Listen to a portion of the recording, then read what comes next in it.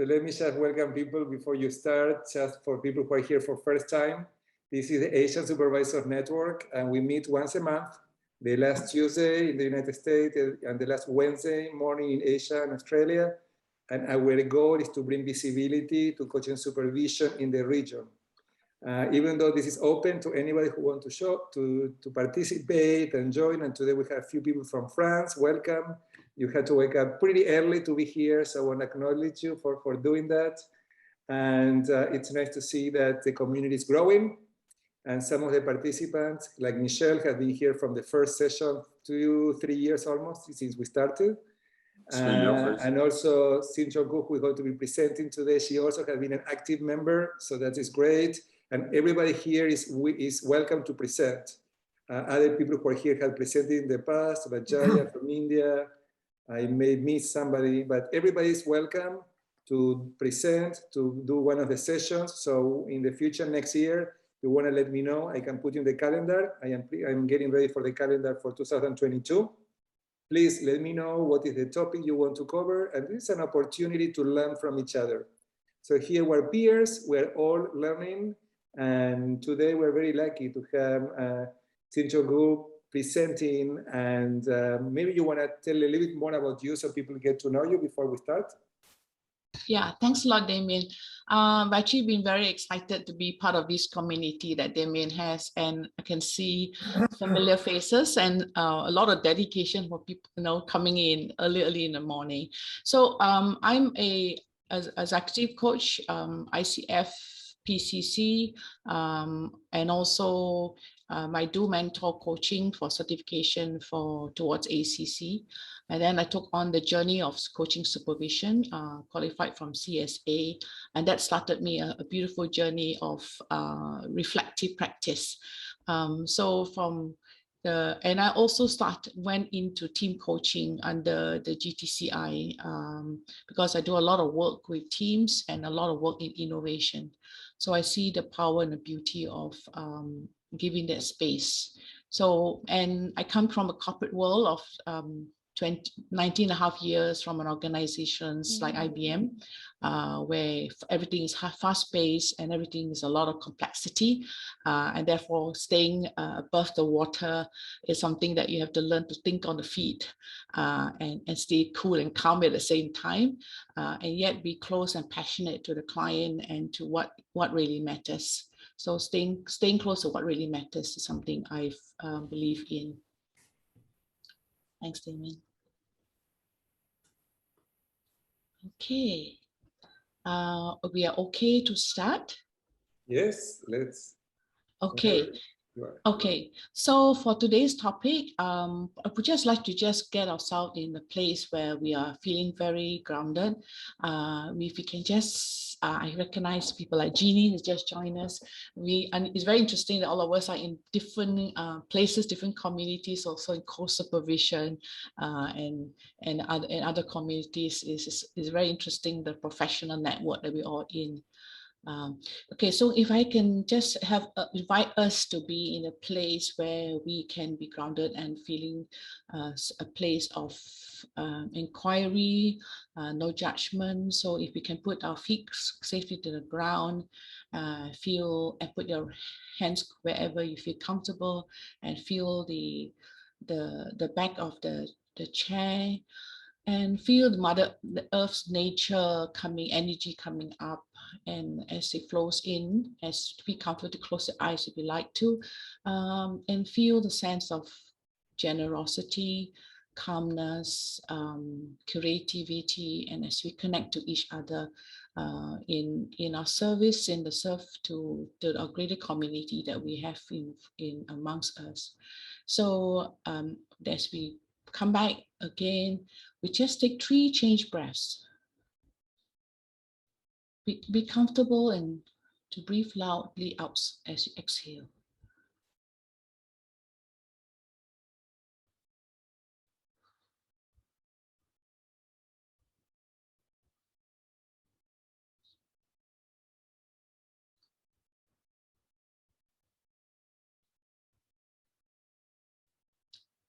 And as we come back into the room, into the space together, Thank you. I'm beginning to share my screen.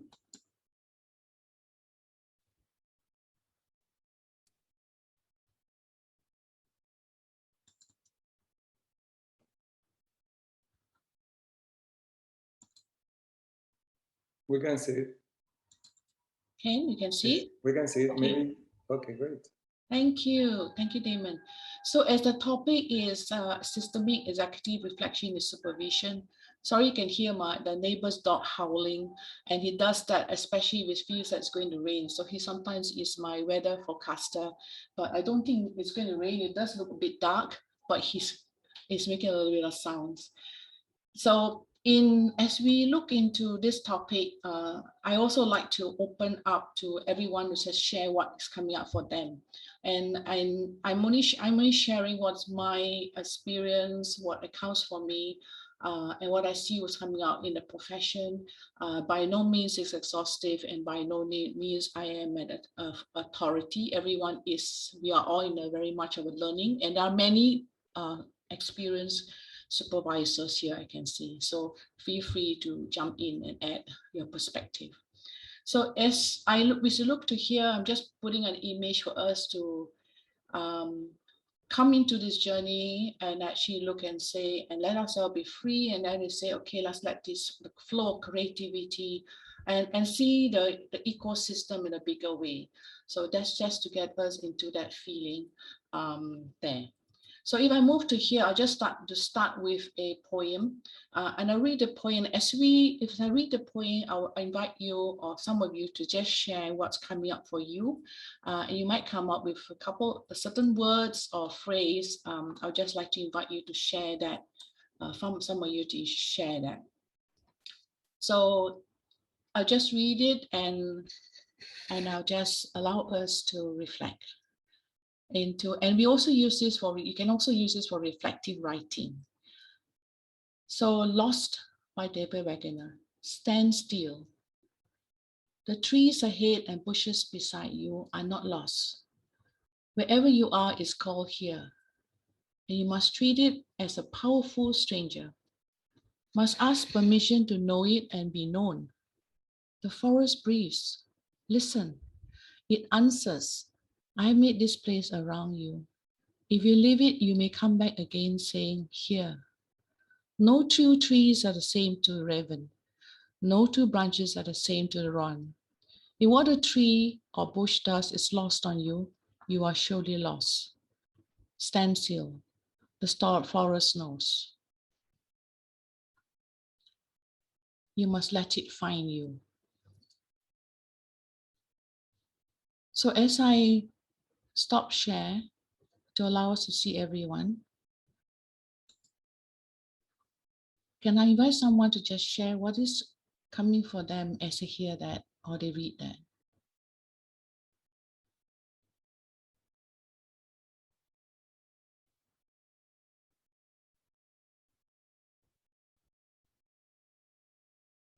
Can I invite Jeannie? Would you like to share something? Or Sunny, would you like to say what's coming up from your heart?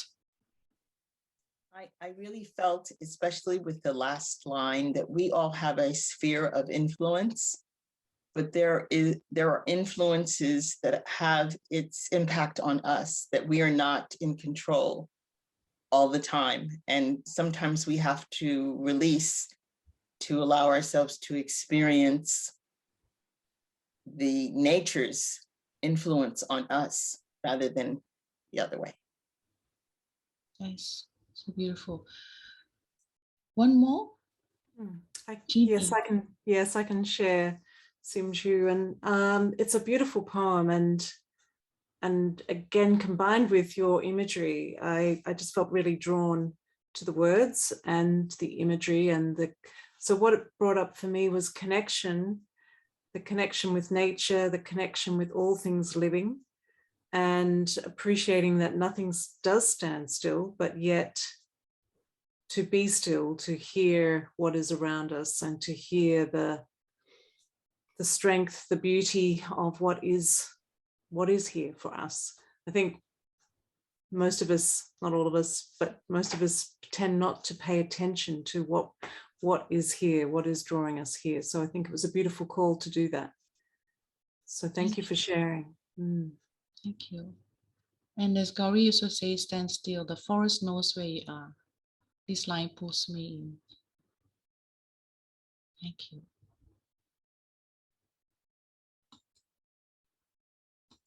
So I'm going to continue on.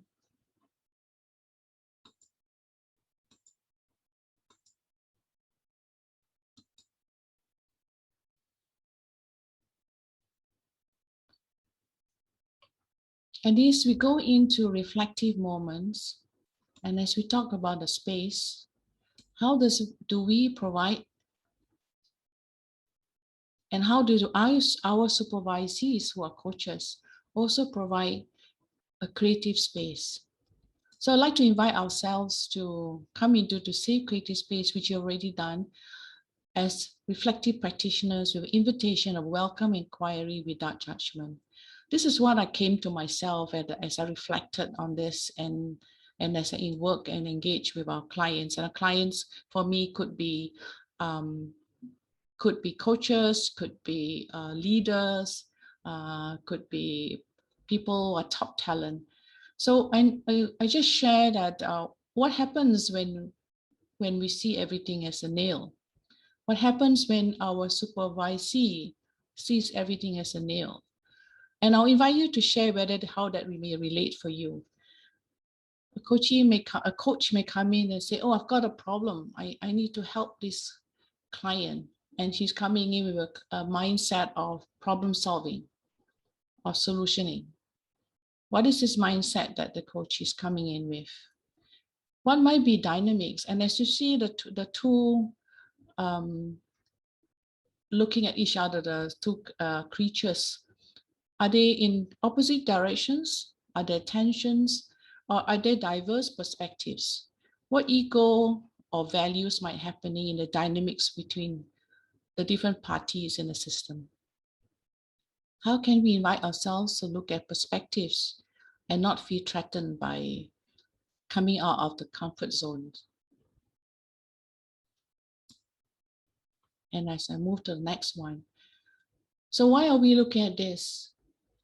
As one as ICF has appreciates the capacity that we as supervisors are building the capacity to coach to reflective dialogue. So it's a dialogue. And exploring the coach's internal process as we ourselves are comfortable or become more and more comfortable with exploring our own internal process to reflective practice. How can there sometimes be psychological or physical context or contracts that may be happening? How are we looking at all aspects of coach and client's environment for opportunities for growth in the system? So I'm going to go back to this chart. How does just jump in and say, does any of these images or what I said here is something that you can relate to in your professional work? Can I invite Scott? Scott, I see you reflecting and looking upwards. Yeah, the image of the hammer, well, all of them are powerful in different ways, but the first one was the image of the hammer. A couple things surfaced. One, that sense of, almost my body wanted to do this at the thought of someone coming at me with their hammer and thinking, but I'm not a nail. You're treating me like a nail, and this is going to really be painful. And a number of the people I coach seem to be in they kind of resist reflective practice. It's very much a problem solving, linear, analytical approach. I've got a problem. And so what are you experiencing in your body? What are you feeling? Emotions, just step back and ground yourself. I sense a resistance or a discomfort for moving into that kind of space. And they're like, no, I've got my hammer and my nail. So that's what's surfacing for me when I look at those. Thank you, Scott.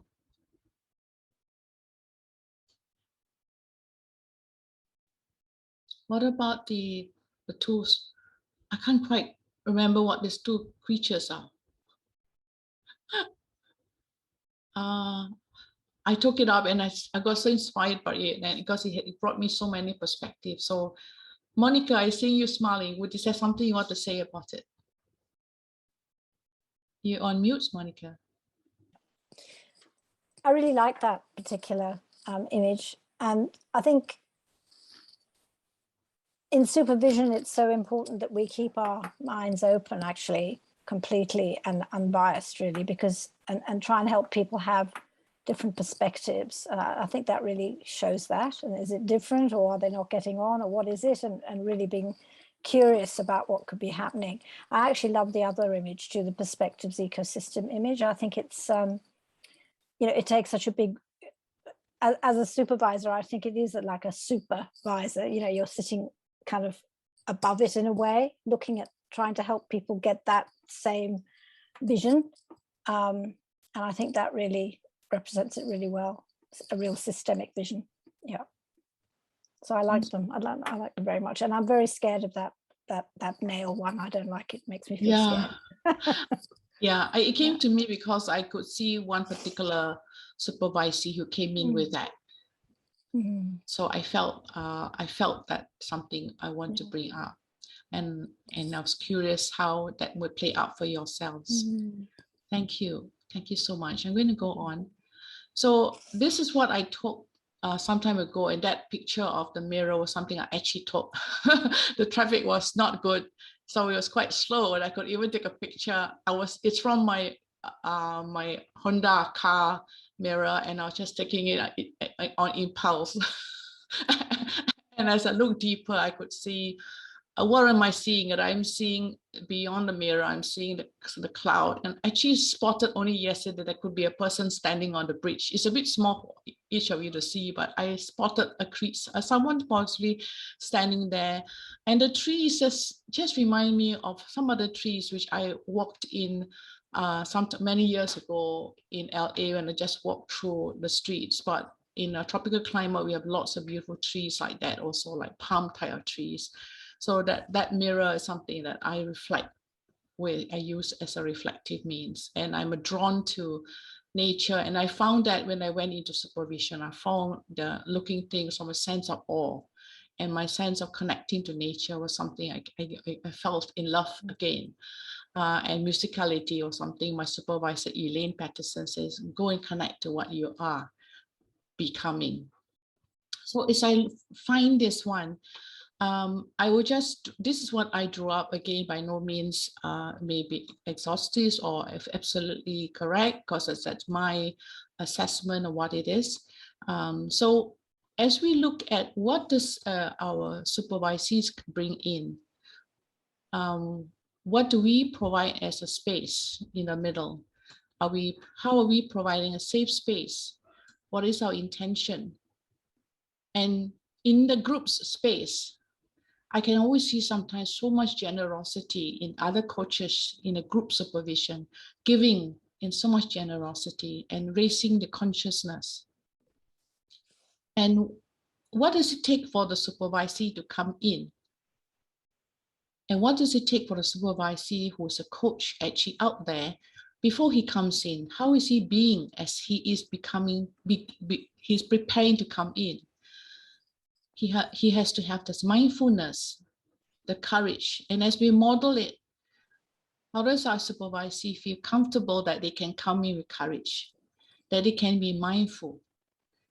They can feel comfortable that when they notice and they ask themselves, what am I experiencing right now with my client? What is my reflection in the moment? Am I experiencing stuckness right now? Are my preferences showing up here that's causing these tensions? Or is it we both have the same tensions that we're feeling? And sometimes I hear our coaches or even ourselves fall into the trap. Oh, I'll pay more attention. What does that paying more attention do to us in affecting our presence? One might say, okay, I'm going to think of asking for example, if we were to do a newbie coach they say, oh, I'm going to be asking powerful questions. So I'll be crafting all powerful questions. That takes away the presence. We just say, okay, I'm going to think next. What's the next question? What's the next question? Therefore, I'm not listening anymore. Or am I saying I focus more on the process? Because coaches now actually have so much to have to handle. Are they just a coach? Very often I find coaches also have to be facilitators. They have to work with a process. They have to work with the organization. It's a lot more complex. So how do they work with the client system? So as I look at this, what might jump out for you, I invite you to share. As a coach, as a supervisor, and as they come into the group, and before they come in, when they reflect, do they see with curiosity? Are they invited to see patterns? And when they notice they're at ease, and the courage to notice when they're not at ease? Are there preferences? How do I distinguish between it's my preference or is it the client's preference? The client wants to go slow, steady. The coach, our drivers, coach wants to go faster. You're so slow. Why are you not making progress? There's goals out there. I only got 5 sessions with you. This is what some of my coaches come in to say. I got 5 sessions with you. This is my 4th session. I'm not doing much enough progress.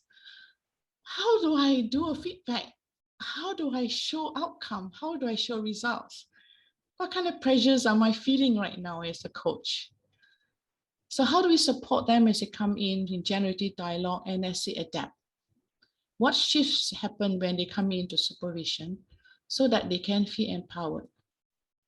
And then the gratitude, and then build the resilience. It is tough. For some coaches who got so busy, they're back to back. And I said, one coach came in and said, why, let me bring you this case. Oh, but I can't remember his name. I've had so many that I don't know what's the name anymore. So I am curious when a coach comes in not remembering their client. So that's the busyness. So when we are in hyper busyness, what happens? So I'd like to invite someone to just share. Maybe I can invite Damien. Damien, what may jump up for you when you're looking at, as we're reflecting on this? You're on mute, Damien. I was looking at the model, and today I was just teaching a class and I was preparing that there is a similar model to this with some element, not the same, but similar. So I was comparing your model with, this is something you develop yourself, isn't it? Yes. Creativity, yes. But it's really great. I really like to look at all of these elements. And I was in the new edition of the book from Tatiana Bachkirova. I don't know if you're familiar, you have seen it. Yes. I highly recommend it. It came up this year. And there is a model that they share from an existential perspective that I have never seen. This existential coaching and existential supervision. I don't know if you have seen that in the relationship between existentialism and systemic thinking. So there is a brand new chapter, and I was thinking about that, how what you were thinking aligned with the other person, how aligned you are. But I do believe that these are key elements and a great model for people to be looking at all of these elements. I think it's a great model. Thanks, James. It's so interesting that you mentioned how the existential and systemic actually links up. It's called I don't know if you have seen it, it's called Mover. I don't know if you can see it from here. Yes. And the elements are meaning, opportunities, values. Look at the choices, responsibility. And they are different, but in some ways, like thinking systemically. Yes, and you'll find those elements in my other charts. So interesting. What's coming out in the space? Everything's related. That's so amazing. But I hope that people get to learn more about your model so people can use it more. So that is really great. Thank you for sharing it with us. Thank you. Thank you for sharing. So I'll go on. So as we shared here, you mentioned just briefly the ICF one. We're looking also a little bit on EMCC. Of course, we can refer to the documentation, but I pull up just two, just for emphasis, that we're a supportive space to process the experiences they have with the clients. And that's how I'm sure as supervisors, you are providing that space to process the experiences and to prioritize well-being. So how often the coach doesn't take care of their own well-being. And we are also guilty of that. I myself, rushing from one place to another, and especially now we also have to cook. So it's like rushing from one session, writing up an assessment report, and then watching action learning, and then right on the dot, I had to run down to go and cook dinner, and I knocked my toe against a wooden chair, and after that, it got swollen. So, and I wasn't even conscious of what I did by just trying to close a window. So well-being is something that we notice that we have to watch out for, and being well, and also be mindful. So the systemic awareness is something I also wanted. There's a whole write-up there in the EMCC, alert to the impact of systems. And that's one thing that systemic awareness is becoming, it's also key, as we are aware of. So I move here. I just bringing also another scenario I've experienced, and I'm just wondering how it is for you. What is the felt emotion of the client, the coach, when, as I mentioned, sometimes they have a coach comes in and says, oh, my client's not moving, or my client is feeling a little bit not sure how he should progress. Then I ask ourselves, what is the felt emotion of the client and the organization? What if the client wants to just stay afloat? I have already performed, and I've in the last 15 years actually been a top performer, delivering a lot, and I'm about 5 years more for retirement. I just want to hold this job and just stay afloat. But here is HR saying, you've done so much, you have to learn, you got to relearn, reinvent yourself. You got to propel forward, we need you to be a skyrocket. And the coach also wants to help him to bounce back. The coach says, I'm trying to help you. I know what are the implications, what's the impact? And the client gets more and more confused and more tension. Is this something you can see and relate? How do you see when all forces are there and they're not aligned? I'm going to shift my screen to see someone else. Can I invite Michelle? Is thinking very deeply. Would Michelle or Paul like to say something? Or anyone else? No, I can. Well, what I see on the market here in France is that executives are more and more interested in discussing about their team, their organization, their stakeholders. Yes. And so there is here a temptation to use supervision to coach executives. I mean, it's not exactly what I want to say. There is a temptation here to have something called executive supervision, which would address that wish of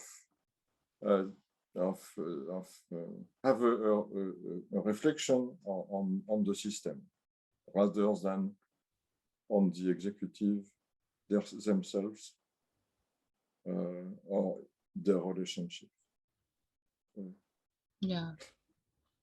And I'm here to understand if there is a similar trend in the US and in Asia. Yeah, I relate to what you said, that supervision has been used also for pushing and driving, and coaching is doing that similar way also, because the ones that we are certifying for mentor coaching are actually sometimes the agency managers who have to bring results, and they use instead of mentoring, they're actually coaching. We also see an innovation. For example, I work with a lot of clients on innovation, and we see also there's always a purpose behind that. So how do you balance all that? But at the same time, I do see pure executive coaching and is to serve that client, the clients and their own, well, their thoughts. So that's where I feel very happy to have clients. You can see a shift in them. Thank you, Michelle. I'm going to go to the next one. So as we look at this one, I'm sure many of you are familiar with this one. Thierry Yu, Otto Sharma. Those two are actually my own plants, a bit haphazard. My aloe vera grew and somehow it grew, and the way you planted it, I guess. So how are we building, how is systemic reflection or coaching supervision responding to the complex challenges? How are we raising the quality of awareness? To openness, curiosity, and acceptance? How do we have fresh eyes, open heart, and open mind? And to respond, to suspend judgment, to suspend habitual thinking, to suspend our critic. How come sometimes we are saying, oh, I can't do it, or it's always the same? Things can't change. So how do we suspend judgment and suspend my mental models so they can shift in our frame of reference? How do we get possibilities and paradigms and therefore become adaptive? It all starts perhaps with the open mind, open heart, and open will. In the programs that I personally am involved in, we invite the coachee or we invite the leader to be connecting to the heart. There was a scenario where the industry was in a very, very competitive place and they all came in very conflicted. We invited them to open their heart and also see possibilities.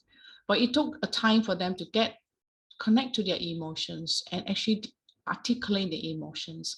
And depending on certain organizations, ASEAN organizations which are very traditional, and there's ASEAN organizations which are MNCs. The more traditional ones they are closed up. Sometimes they're not open to emotions. And when we invite someone who is a quite senior leader to say how they feel, it actually opens up the awareness and the thinking and an acceptance for them to move forward. When a person says, I feel sad, I'm losing my people, I'm always still having to rehire, I'm feeling the tension, I'm feeling frustrated, all those emotions. And then the next shift is they become aware that, okay, what can I do? What is it I can do? What assumptions am I living with that I have been living with? So when we break the assumptions, they can move forward. And what is it I can't do alone, but I can actually bring my team in. And they harness the talent within the organization. There's something I saw in one organization, that the seniors brought in the younger people who had more ideas, and suddenly things got more exciting. So on this one, I'm using also a combination of few things. I was referring to Elaine Patterson's and Arnold's book also. And one of the things that was in her research was the value of reflecting. Why are we going to executive reflection of leaders? And I think that applies to all of us, ourselves as well as our clients. So value of reflecting. So 25% of those who actually are reflecting found themselves thinking differently. Of the 1 to 6, thinking differently, creating differently, being differently, relating, acting, and feeling differently. What might jump out for you more? Inga, for example, when you look at this chart, when you imagine you're able to, one of 6, what might be something that you find of great value? I actually spend most of my time in tech industry, and this power reflecting is something that leaders don't usually have much time for. They might have time to reflect about technology and innovation, but not about their leadership or they own work with people. So I think that if I were to encourage some of them to reflect even more on not aspects connected with technology, I would probably start from the second point, creating differently, because it could be motivational for them. So in order to encourage leaders I work with to be more human-oriented, open their hearts, referring to the previous slide, I would go to this space, yeah, that if you create this time to reflect, you can create something new, create differently than now, or your team. If you think about managing your people in a different way, yes, you can create something new, something different, something innovative. So probably that would be the space I would start with. Beautiful. Yeah, so creating differently, it will be your stimulus, because that's perhaps where they want to go to. And I notice also relating differently also comes out for me when I notice this jump out at me, because we also invite because I also work, like you say, in some companies which actually in a very competitive space where they have to innovate every year. They need to think of something. Then how do they get out of the BAU and think differently? But then important is, how do they connect to what they care about? Well, how do they connect to seeing how other people are suffering in terms of a lot of repetitive work, toil, doing manual tasks, staying back into the late nights, doing something they should not have been doing? Do they have compassion? So when talent leaders actually have compassion, they care about what's happening around them, then they will say, what are you doing? What can I help you? Is there a means for me to help you? So when we bring them together, then they can work together as stakeholders. So one of the things this is another thing I also work with is, how is a leader coming in and how do they center themselves? Or are they busy running around? How do they navigate and see the horizon and the next steps? And how are you holding the space? How are you connecting to what's there to connect? And as a leader, what is your presence? When you meet out with your team, what is your presence? I saw one whom I coach with also, and that person who was leading a store had shifted in one thoughts. And suddenly he got excited how he saw his team. He could learn to collaborate. He could tap on, he could learn to leverage. So how are emotions and tensions? How can emotions and tensions be actually brought to the front, at the same time brought up into a place that we can look into the emotions and actually work with them, rather than hide them and not say it and allow that tension to brew?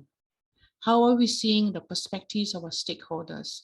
How are we connecting to the stakeholders and understanding what is needed, not what's needed inside, but what's also needed outside? What is our client asking, our customer asking? How can we anticipate what a customer wants? How can we see beyond the obvious? And therefore, what possibilities and paradigms would we want to have? With that, what curiosity, compassion, how can we co-create? Can we do this alone, or can we best to do it with a few people who have some like-mindedness, but may have different strengths, divergent thoughts, but be able to come together? So how do we harness the creative energy we're envisioning? Can we build the muscle of leaders to actually reflect, to pause and say, like Elaine Patterson would say, retreat, reflect, and return is an adaptation of the theory used, Otto Sharma's one. So this is an inquiry for yourself, and I'd like to invite you to also to think, what is inviting you to stop? What am I sensing from the wider field? Am I being fully present to what wants to emerge? What new choices are now emerging?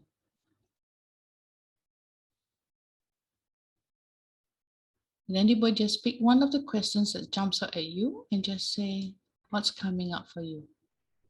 For you personally or professionally?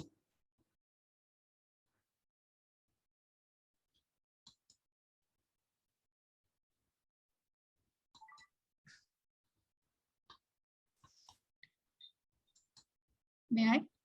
Sure. So what speaks to me is, am I being fully present to what wants to emerge? And in the previous slide, you've had various points. There was a letting go and there was a letting come.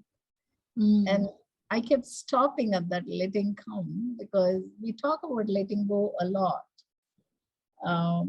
But how open are we for things to come is what I was thinking about in that slide. And when I see it here, am I being fully present to what wants to emerge? It's, I think that would be probably the toughest space for me if I were to think about it. Letting go might even be easier than letting come. Thank you, Gauri.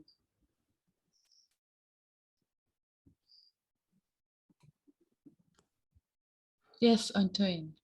Yeah, maybe about the necessity to retreat and to stay calm. I think one of the things for leader is to have a safe space to watch in peace at maybe the contradictions that might appear between the activities and the results. And well, that happens in life, and when you have a business, there's some the will, what you want to achieve, and maybe some things that are really contradictory. You would like to make good, and things are hard for people, for environment, and it's not easy for the leader to have a quiet reflection and discussion, because they have to defend their own action.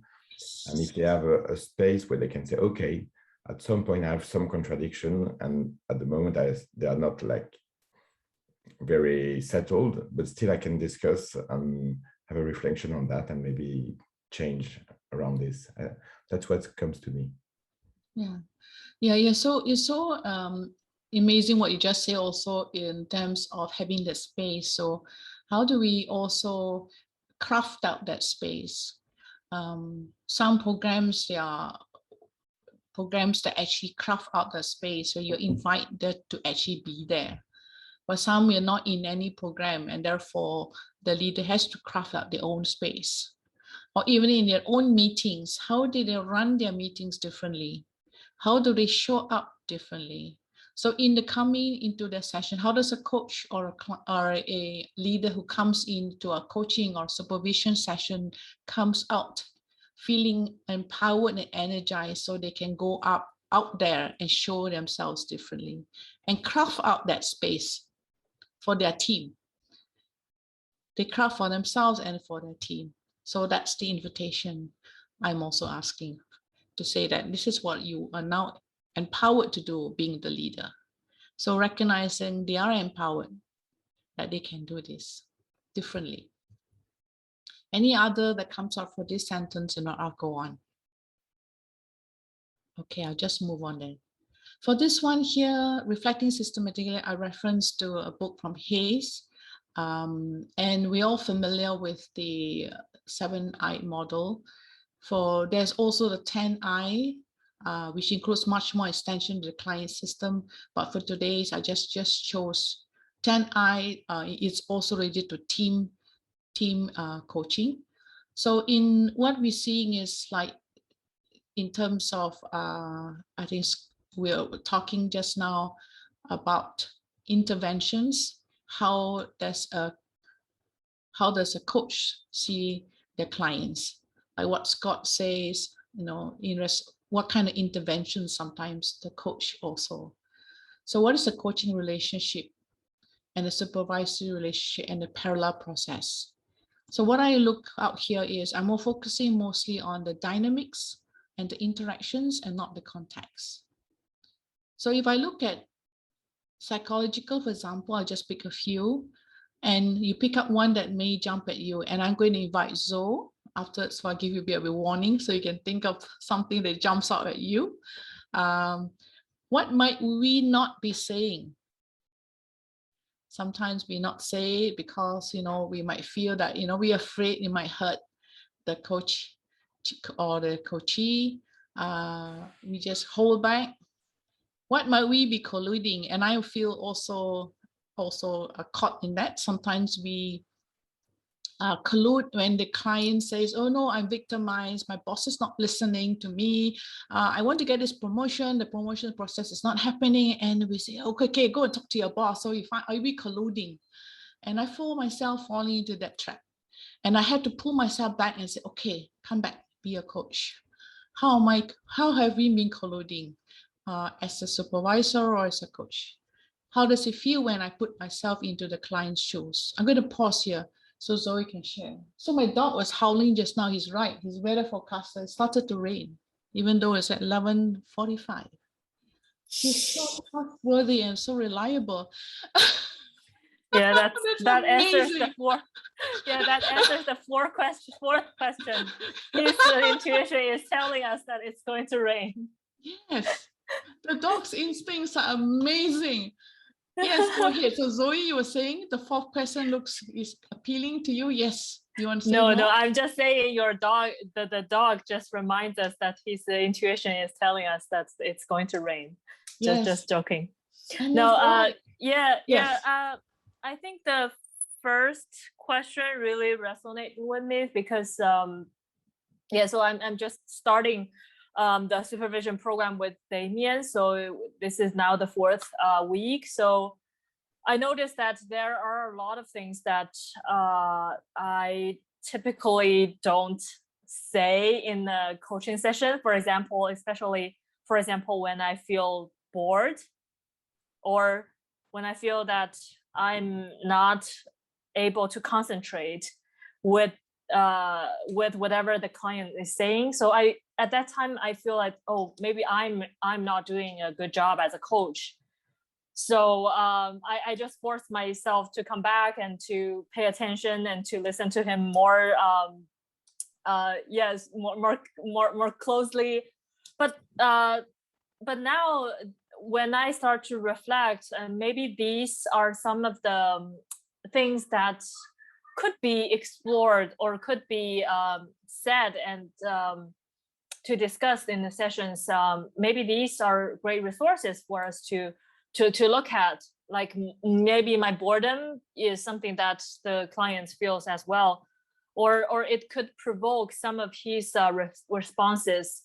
So yeah, I've been really looking into this first question, and I've been paying attention to what I am not saying in the coaching session as a coach. Thanks, Zoe. And you just touched the parallel so nicely. Yeah. Great. Yeah, it's like, so do you feel is it the client's boredom, or is it your boredom that it's in the system? Yeah, I think it's his boredom that's in the system. But yes, sometimes I bring it a little bit, like, but he doesn't want to really look into the boredom, and like he just covers it up with a logical some kind of a reasoning, and so then I kind of like, I don't have the courage to bring it up again and to explore with him. But that kind of feeling comes with me all the time, I think. Thank you. So something to bring to supervision. Yes, definitely. Beautiful. And beautiful that you you are able to relate to your courage. Yeah, that's so much awareness there. Thank you, Zoe. Okay, if I go on to the next one, and I love this waterfall that somehow gave me an imagery of, maybe I'll let somebody describe that. Paul, do you have any connection to what you see in that imagery? Maybe not with the imagery, but I have another sentence that yes. talked to me very much, which is about intuition. When I can feel that I'm 100% present with my coachee, I can feel things much more with different way of connecting, and my body talk to me. My body can help me to feel what the coachee feel, and also give me some intuition indicators that there is something in the space very special, and warned me about new question I had to raise. And the last one was this afternoon. I was with a new coachee, and he felt exhausted. And with a lack of oxygen.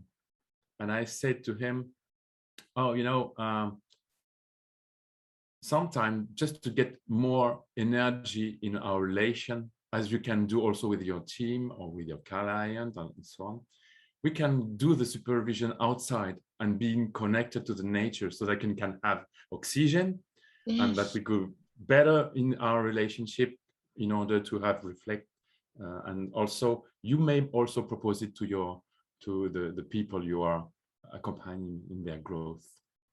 So that's talked to me a lot. And maybe the connection with the image is about space, oxygen, nature. Yeah, nature and oxygen.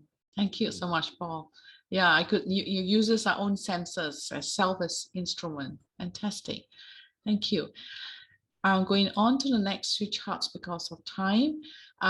So a little bit on systemic team coaching, sensing here is, and this is one reference from Peter Hawkins as well. As systemic team coaching sees a team more complex, existing to create value with all of its stakeholders. And very often, as we allude to stakeholders, not internal only, but external, as well as and looking future oriented. Who in the team is there to serve and consider the future needs of stakeholders? And how are we, as we mentioned just now, executive leaders are having to have presence?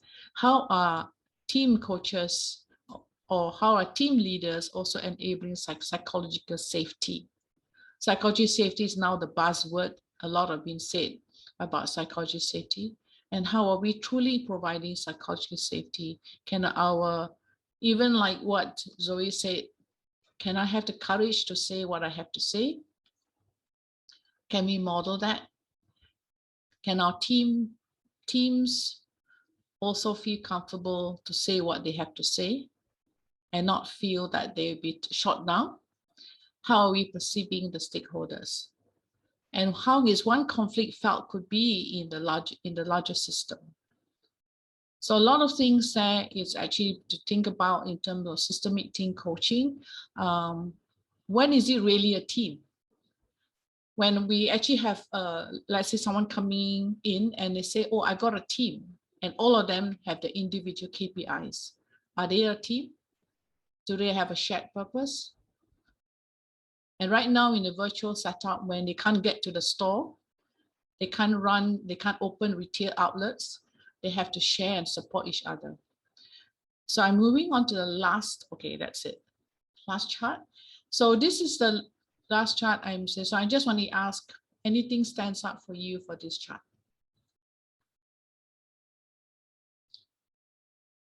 So that I can pass over to, maybe I invite someone. Would Elizabeth, anything of this chart or previous chart you would like to say something? Yeah, I was looking, I'm drawn to the one in the center, the more time to think. Yes. Because I think a lot of people I've been working with recently, both in coaching and in supervision, are really talking about a lack of thinking time, a lack of time to reflect on what's really happening. So that's kind of drawing me at the moment.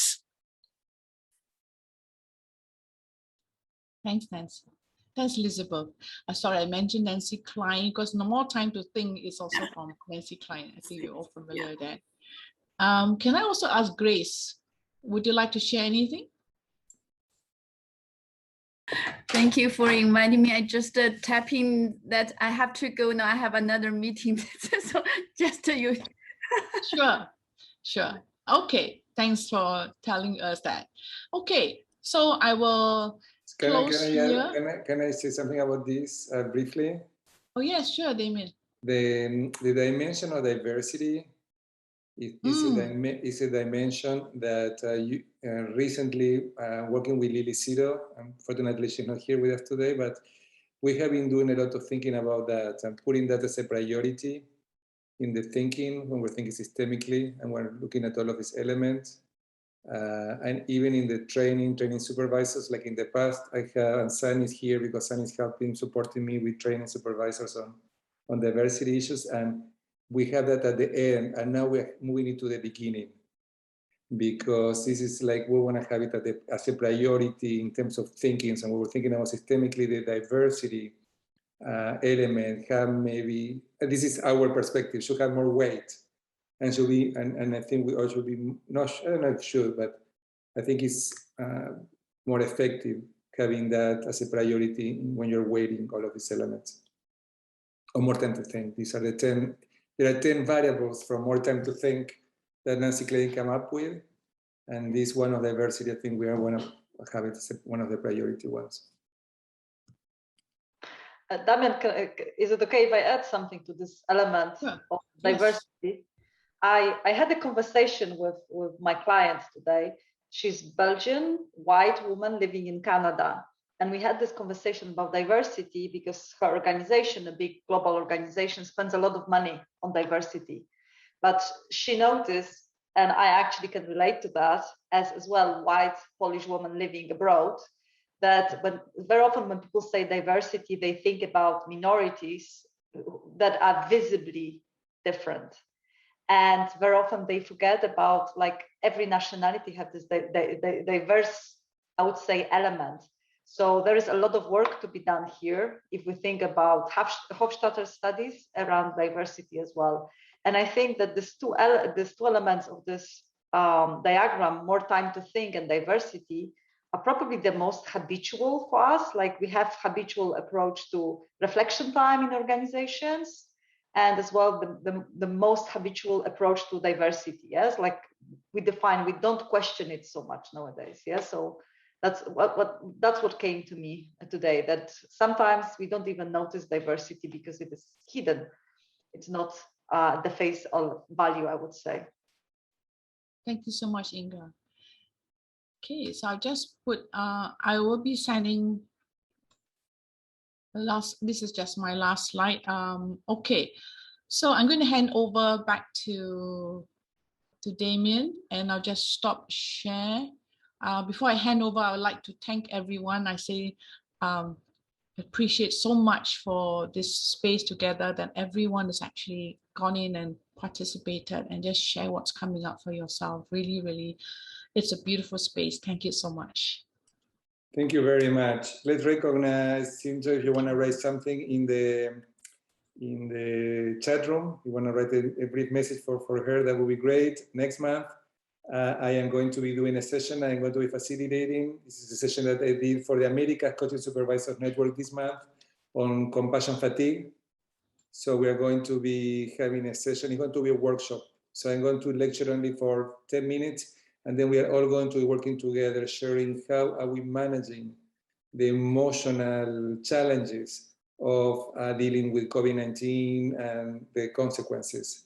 And how as supervisors, we need to hold the space for coaches, they need to hold the space for clients, they need to hold the space for their stakeholders to deal with all of the emotional components. So we are going to be doing that work. I also want to invite everybody. We're starting to have the calendar for next year. So if you would like to present and there is a topic that you would like to present, please let me know. I think everybody here receives the invitation to come to this session, but if you don't receive the invitation, please write your email in the chat room so I can add your name to our mailing list. And also, we have a website that needs some help. So this is an invitation here to everybody to help me. Like, I run like 6 different websites, and I think that I would like to see this one to be a little bit stronger. And ideally, what I would like to see is like 1 page by country. So for example, 1 page from Malaysia, 1 from India, 1 from China, and then focusing on Asia. But everybody's welcome to participate, of course. But I think that getting supervisors from the different countries to have visibility, to write articles, blogs, videos, materials, so we start enriching this place for supervisors in Asia with the support of everybody. So everybody's invited to collaborate. But I think that I want to invite people, if you, I don't know, we have here today a few people from China, a few people from India, Australia. If you feel comfortable, start thinking about, and I know, Janine, that you are considering also starting an Australasian or Australian only network eventually. So that's something else. But I want to invite everybody, if you have material that you would like to share, please send them to me and we can start making this website stronger.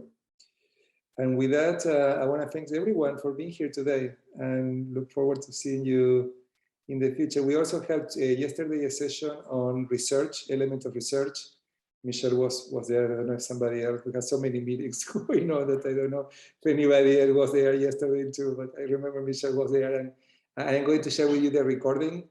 So when you get the invitation for next month, I will share with you the recording, because it was done by Joe De Girolamo, who is the research director at ICF. And I do believe that he's giving good information about how to work on research projects. And I want to invite everybody here to consider how you can get engaged in research projects, because it's what we need in supervision. We don't have a lot. So we need everybody thinking about what research process you can do to bring and grow supervision, coaching supervision in the world. So I want to just invite everyone to consider that as a possibility. So with that, thanks everybody for participating. See you soon. Okay, take care. Thank you again, Sinjo. That was a great session today. Bye-bye. Bye-bye. Thank you. Bye, everyone.